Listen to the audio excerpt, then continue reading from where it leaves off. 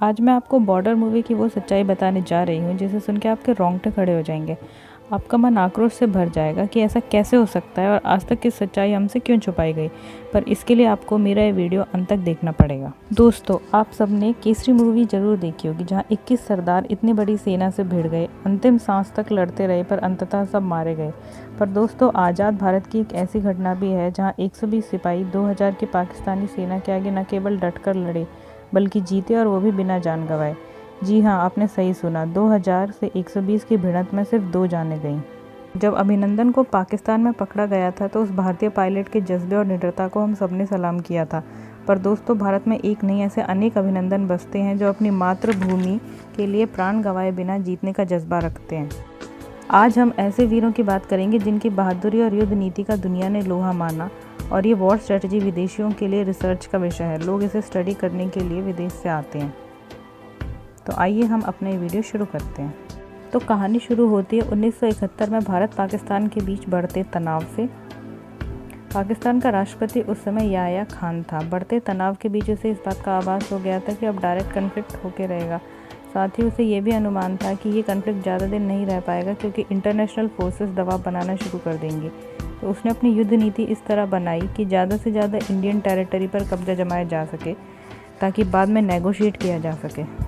दोनों देशों की इंटेलिजेंस को काम पे लगा दिया गया, जहां इंडियन इंटेलिजेंस से ये चूक हो गई कि वो इस बात का पता नहीं लगा पाए कि लोंगेवाला पोस्ट, जो कि आप मैप में देख सकते हैं, पर 2000 पाकिस्तानी सैनिक गश्त लगाए बैठे हैं। लोंगेवाला पोस्ट पर अब पंजाब रेजिमेंट की ए कंपनी 23rd बटालियन का कब्जा था, जिसे मेजर कुलदीप सिंह चांदपुरी लीड कर रहे थे। दोस्तों, पाकिस्तान का प्लान था लोंगेवाला से रामगढ़ और जैसलमेर पर कब्जा करना। अब बात करते हैं कि इंडिया और पाकिस्तान फोर्सेस के पास क्या क्या था। दोस्तों, पाकिस्तान के पास कंबाइंड आर्म्स प्लान था। इसमें 2 इन्फेंट्री ब्रिगेड्स और 2 आर्मर्ड रेजिमेंट थी। एक अलग डिवीज़न बनाई गई थी, 18 डिवीज़न, जिसमें 206 इन्फेंट्री ब्रिगेड और 38 कैवलरी रेजिमेंट लोंगेवाला पोस्ट को कैप्चर करने के लिए रखे गए थे, और 51 इन्फेंट्री और 22nd कैवलरी जैसलमेर के लिए। आसान भाषा में बात करें तो पाकिस्तान के पास 2000 सैनिक, 45 टैंक, 100 इन्फेंट्री व्हीकल्स थे। इंडिया के पास 2 मशीन गन MMG, BSF के 5 सैनिक, 120 जवान पंजाब रेजिमेंट के, और कुछ राइफल्स थी, और एक जीप। तो अब मुद्दे की बात पर आते हैं। 4 तारीख की रात को सेकंड लेफ्टिनेंट धर्मवीर भान ने पेट्रोलिंग टीम ने यह पता लगा लिया कि सरहद के उस पार बड़ी संख्या में आर्मर्ड व्हीकल्स हैं। सेकंड लेफ्टिनेंट धर्मवीर भान ने यह सूचना मेजर कुलदीप सिंह को दी। संख्या का अनुमान लगाते हुए मेजर चांदपुरी ने बटालियन हेडक्वार्टर से संपर्क किया और उन्हें अर्जेंट रीइंफोर्समेंट के लिए रिक्वेस्ट की। बटालियन हेडक्वार्टर ने कहा कि कोई भी मदद आने में कम से कम 6 घंटे का वक्त लगेगा, और उन्हें 2 चॉइसेस दी कि या तो वो वहीं रुककर हमले को रोकने का प्रयास करें या फिर पीछे हट जाएं। फौजी थे, वो भी भारतीय, पीछे कैसे हट जाते। उन्होंने फैसला किया कि वो दुश्मनों से मुकाबला करेंगे, उन्हें वहीं रोके रखने की कोशिश करेंगे। पर दोस्तों, ये कोई इमोशनली लिया हुआ डिसीजन नहीं था, ये एक सोची समझी युद्ध नीति थी। ऑन द स्पॉट डिसीजन लेने की जो क्षमता दिखाई गई वह बहुत ही सराहनीय है, प्लस उसमें कूट कर बहादुरी भी भरी हुई थी। तो मेजर कुलदीप सिंह ने निर्णय लिया कि वो डिफेंसिव रहेंगे, क्योंकि ऑफेंसिव रहना एक मूर्खतापूर्ण कदम हो सकता है। दूसरी बात ये कि अगर वो पीछे हटते तो उनके पास इतनी व्हीकल्स नहीं थी और इतनी ट्रांसपोर्टेशन फैसिलिटी नहीं थी कि वो वापस अपने हेडक्वार्टर्स पर जा सकें। तो इसलिए ये उनका बहुत ही सोचा समझा डिसीजन था। तो पाकिस्तानी फोर्सेस ने 12:30 बजे रात को हमला शुरू किया। उन्होंने मीडियम आर्टिलरी गन्स से 10 में से 5 ऊँटों को मार दिया। इंडियन फोर्सेस ने 45 टैंक्स का जत्था देखा तो वो ये समझ चुके थे कि उन्हें जो करना है जल्द ही करना होगा। तो उन्होंने जल्दबाजी में एक एंटी टैंक माइनफील्ड बनाया, जो कि नकली था। जी हाँ, नकली। उन्होंने फेंस पर एक बोर्ड लगा दिया जिस पर लिखा था लैंड माइन। इस काम में एक इन्फेंट्री मैन मारा गया। इंडियन इन्फेंट्री ने जब फायरिंग जारी रखी, जब तक टैंक्स 15 से 30 मीटर करीब नहीं रह गए थे। जैसे ही वो करीब आए, jeep mounted 106 mm M40 recoilless rifle ने 2 टैंक्स को उड़ा दिया। इसमें एक क्रू और मारा गया। जीप को ऊंचाई का सहारा था और इसका फ़ायदा उठाते हुए उसने 12 टैंक्स को डिस्ट्रॉय कर दिया।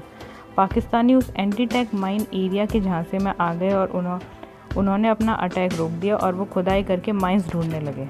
मौके का फ़ायदा उठाते हुए जीप ने पाकिस्तानी फ्यूल टैंक, जो कि सब टैंक्स को फ्यूल सप्लाई करने के लिए लाया गया था, पर निशाना साधा। वहाँ धू धू करके आग जलने लगी। इससे भारतीय समूह को जो ऊंचाई पर था उनको रोशनी में सब स्पष्ट दिखने लगा, जबकि पाकिस्तानी साइड में स्मोक की वजह से और आंखें चौंधिया जाने से और कन्फ्यूजन हो गया। माइंस ढूंढते ढूंढते 2 घंटे हो चुके थे, पर माइंस तो थी ही नहीं, इतनी देर में उजाला हो चुका था। पाकिस्तानी सेना ने सोचा कि वो इंडियन पोस्ट को चारों ओर से घेरेंगे, तो वो रोड से उतरकर रेत में चलने लगे, जिसके कारण उनकी ज़्यादातर टैंक्स और व्हीकल्स रेत में फंस गईं। इस दौरान मेजर चांदपुरी ने आर्टिलरी फायर जारी रखी। हालांकि इंडियंस चारों ओर से घिर चुके थे, पर ऊंचाई और फुल मून लाइट के कारण पाकिस्तानी फोर्सेस अटैक नहीं कर पा रही थी। इससे इंडियंस का उत्साह मिला और उन्होंने अपना डिफेंसिव मोड जारी रखा।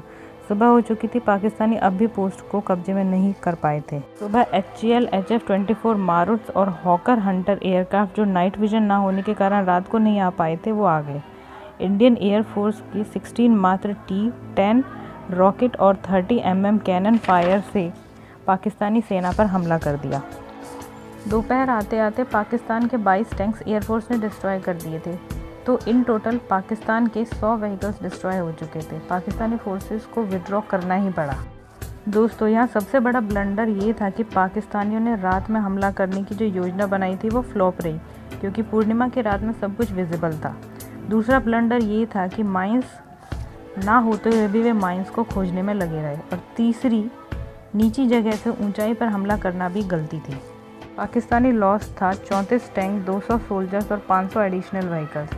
इंडियन लॉस था 5 ऊँट, 2 सोल्जर और एक जीप। दोस्तों, वो कहते हैं ना कि भगवान अगर साथ है तो कोई कुछ नहीं बिगाड़ सकता। ऐसा ही कुछ हुआ था यहाँ भी। वहाँ एक माता का मंदिर था। मंदिर पर या आसपास जितने भी गोले दागे गए वो एक भी नहीं फटा। वो टैंक्स और गोले आज भी वहाँ स्मृति के तौर पर रखे गए हैं। इस युद्ध का परिणाम ये हुआ कि मेजर कुलदीप सिंह को महावीर चक्र से सम्मानित किया गया और पाकिस्तानी मेजर जनरल मुस्तफ़ा को नेग्लिजेंस ड्यूरिंग वॉर के लिए ट्रायल चलाया गया।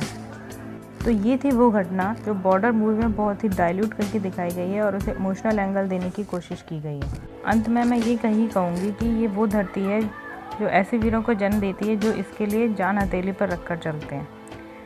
आपको ये वीडियो कैसा लगा कमेंट सेक्शन में ज़रूर बताएं।